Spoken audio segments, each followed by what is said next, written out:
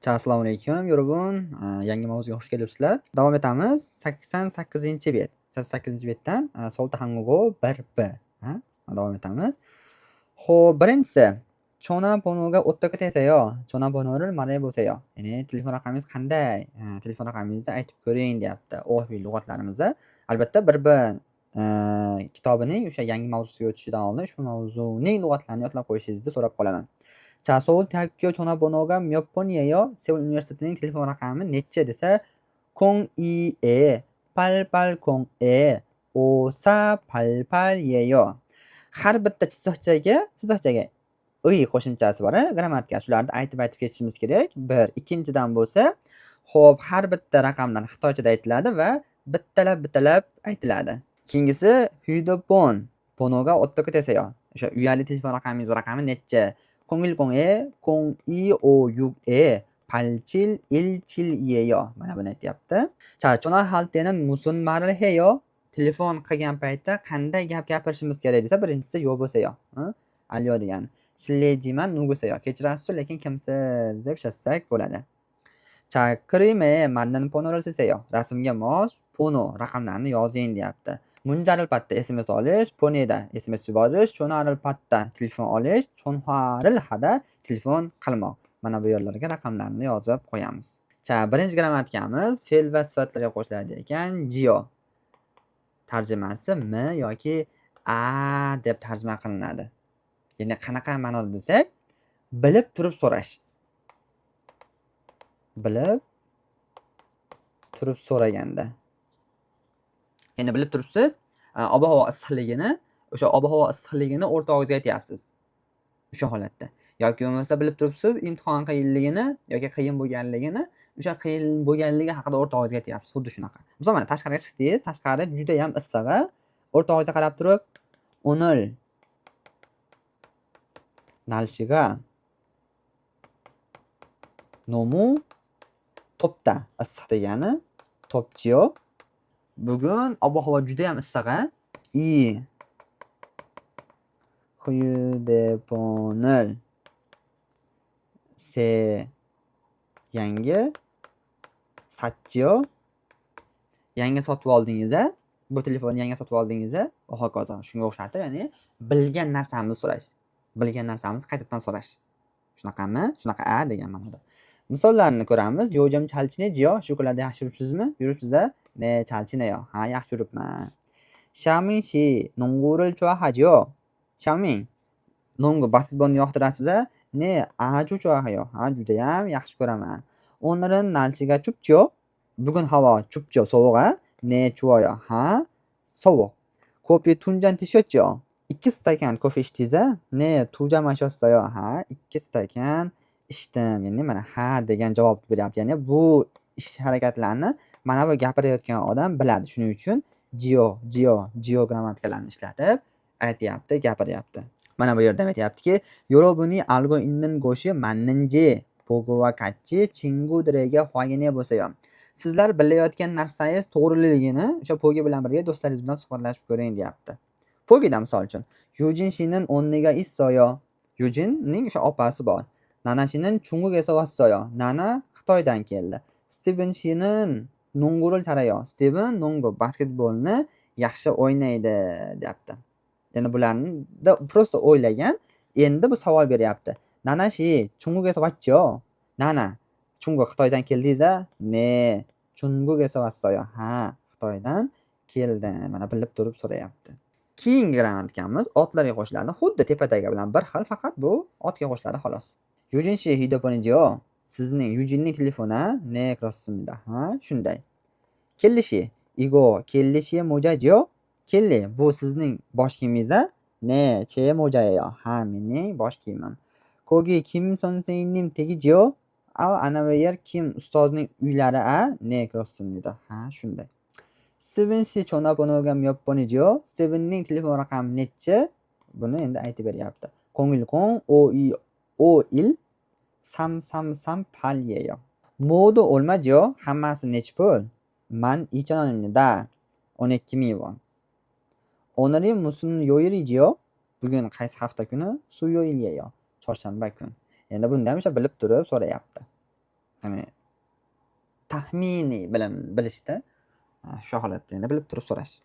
Keyingi grammatikamiz fe'llarga qo'shiladi go itdan. Juda ham zo'r grammatikalardan biri. Tarjimasi yapti, yapman va hokazo.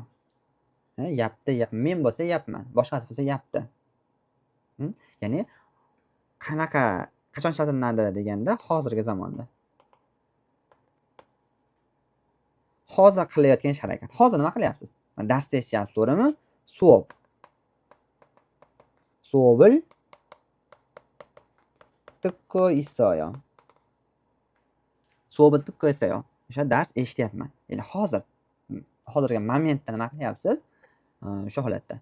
지금 뭐 해요? hozir nima qilyapsiz desa 요리하고 있어요. Ya'ni ovqat pishiryapman. 지금 뭐 해요? hozir nima qilyapsiz? 점심 먹고 있어요. O'sha tushlik qilyapman. 저는 요즘 한국어를 배우고 있어요. Men shu kunlarda koreys tilini o'rganyapman. Hozirgi oddiy zamon va hozirgi davomli zamonda ishlatiladi. Ya'ni mana bu yojam deb turib koreys tilini o'rganyapman degani hozir o'rgangani yo'qda, umumiy. Bu davomli zamonda o'rganyapti. O'sha oldin ham kecha ham o'rgangan, bugun ham o'rganyapti va ertaga ham o'rganadi. O'tgan hafta ham o'rgangan, bu hafta ham o'rganyapti va kelasi hafta ham o'rganadi. Shu ya'ni davomiy bo'ladigan ish harakatda ham go'yda ishlatiladi. Yoki o'sha aytgan hozir bo'layotgan ish, qilayotgan ish harakatingizga ham go'yda ishlatiladi ekan. Endi xo'p, o'zimizda yoshi kattalarga nisbatan ishlatsak-chi deganda biz bilamiz itda bor degan, to'g'rimi? Ittani hurmat shaklini bilamiz. Keshida. Xuddi shunga almashtirib qo'ysalang bo'ldi. 어머니는 지금 전화하고 계세요. Oyim hozir telefon qilyaptilar deganda ishlatiladi ekan. Yonsibni ko'rib chiqamiz. 그림을 보고 같이 이야기해 보세요. Rasmni ko'rib, namunadagidek suhbatlashib ko'ramiz ekan. Pogida Akira 씨는 뭐 하고 있어요? Akira nima qilyapti desa, 자고 있어요. Ya'ni uxlayapti. Uxlayaptimi ekan? Mana bu yerda uxlayapti. 사장님 뭐 하고 있어요? 종호 뭐 하고 있어요? 조혜, 지선, 효진 bular nima qilyapti? Go'yitda bilan, grammatika bilan ushbu gaplarni tuzib qo'yasizlar. Maragi bor. Maragi 92-bet. Shu maragini o'qiymiz va tarjima qilib qo'yamiz. Keyingi grammatikamiz faqatgina fe'ldan oldin ishlatiladi mod. Faqatgina fe'ldan oldin ishlatiladi mod. Tarjimasi qila olmaslik. Qila olmaslik. Misol mod kayo bo'lsa bora olmayman. Bormayman emas, bora olmayman. Xohlayman borish, lekin bora olmayman. Misolcha andi ham o'tganmiz. Ankayo bo'lsa bu bormayman. Xohlasam ham bormayman. Lekin mod kayo bo'lsa bu bora olmayman degani. O'shaning uchun karslar bilan gaplashayotgan paytda biror narsani qila olmadingizmi? Shu paytda ushbu grammatikani adashtirib yubormanglar. Ko'pchilik qila olmadim deyish uchun anhesoyo deb ishlatib gapiradi karslarga.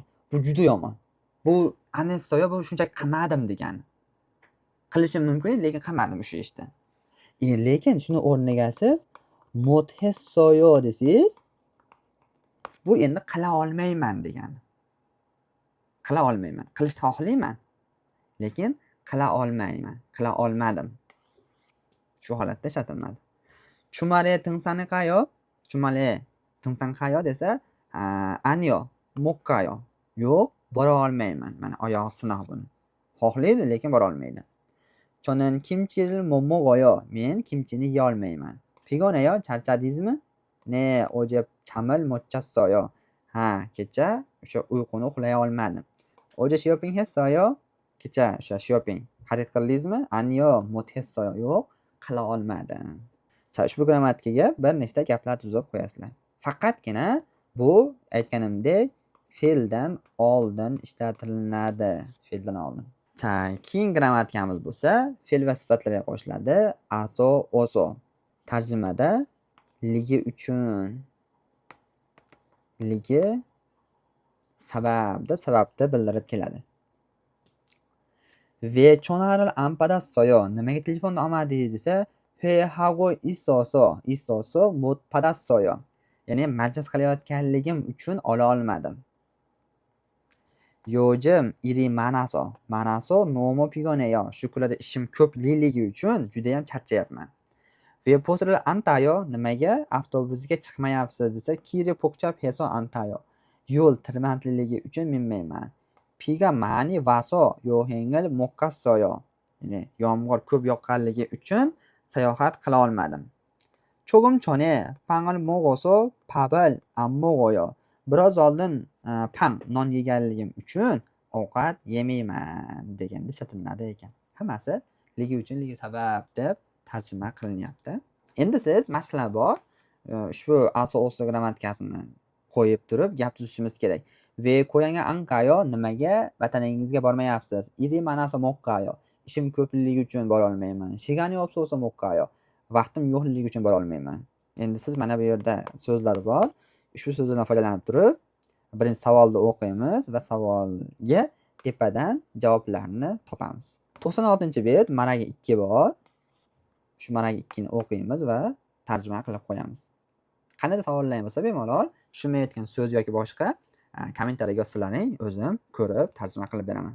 Titkimiz bor. 39-trik. Ushbu titkini eshitamiz va savollarga mana bu kataklarga to'g'ri javoblarni yozib qo'yamiz. Titkini bo'lsa, aytganimdek, bizning Telegram kanalidan yuklab olsalaring bo'ladi. Titki 2 bor. 40-trik. Buni ham eshitamiz va savollarga javob topib qo'yamiz. Va ilgi bor. Ilgini ham o'qiymiz. O'qiganimizdan so'ng pastda savollar bor. Savollarga javob topib qo'yamiz. Va bizning ilgini o'qib bo'lganimizdan so'ng endi sigimiz bor. Sigini albatta yozishimiz kerak. 나나는 내일 킬리와 같이 백화점에 목합니다. 왜 목합니까? 여러분이 나나가 튀어 켈리 씨에게 문자를 보내세요. 나나 ertaga 켈리 bilan 백화점 univermarktga bora olmaydi. Nimaga bora olmaydi? Siz deyapti nana bo'lib kelliga SMS jo'natib ko'ring deyapti. Ya'ni kelli yozyapti. Kelliga endi savol beryapti. Savollarga bu yerga javob topib qo'yamiz. Arabogi bilib qo'yamiz. 103-betda 집에 도둑이 들었어요. Uyga o'g'ri kirdi. 112에 전화하세요. 112ga telefon qiling. 차가 사고가 났어요. O'sha mashina avariyaga uchradi. Bunda ham shu 112ga telefon qilish kerak. 불이 났어요. olov chiqdi. 친구가 많이 아파요. Do'stim o'sha qattiq og'riyapti. Bu paytda 119에 전화하세요. Ya'ni 119ga telefon qiling deyapti. 여러분 나라에도 이런 번호가 있어요? 몇 번이에요? Sizning davlatingizda ham shunaqa raqamlar bormi? Necha? Bular haqida qisqacha ma'lumot yozib qo'yasiz. Albatta karishchada. Va oxirgisi 105-bet chagi pyonga. Chagi pyongani bajaramiz. Bajarib turib, agar bilmaydigan joylaring bo'lsa, mavzuni qaytaramiz. Bu yerda asosan lug'atlari yoki grammatikalar. Agar to'g'ri bajarsalaring chagi pyongani ushbu yangi mavzumizda ham yaxshi o'zlashtirgan bo'lasizlar. Qayerda qolyapsizlar? Misol, mana shu chagi pyongani bajarayotgan paytda qayer tushunarsiz bo'lyapti? So'zmi? Demak, so'zni yaxshilab yodlash kerak. Grammatikami? Demak, grammatikani biroz ko'proq mashq qilish kerak. Yoki boshqa bir tushunmayotgan joylaring bo'lsa, bemalol kommentariyaga yozsalaring, o'zim ko'rib yana bir tushuntirib berishga harakat qilaman. Va 12-mavzumiz shu yergacha edi. Keyingi 13-mavzumiz Seoul-yog'uro kajuseyo. Seoul bekatiga olib borib qo'ying degan mavzu ekan. Bu 13-mavzuni endi keyingi mavzularda, keyingi darslarda o'tib chiqamiz. 12-mavzumiz shu yergacha edi. Savollaring bo'lsa, bemalol kommentariyaga yozsalaring bo'ladi. Bizga obuna bo'lishni unutmanglar. Keyingi darslarda ko'rishguncha salomat bo'ling.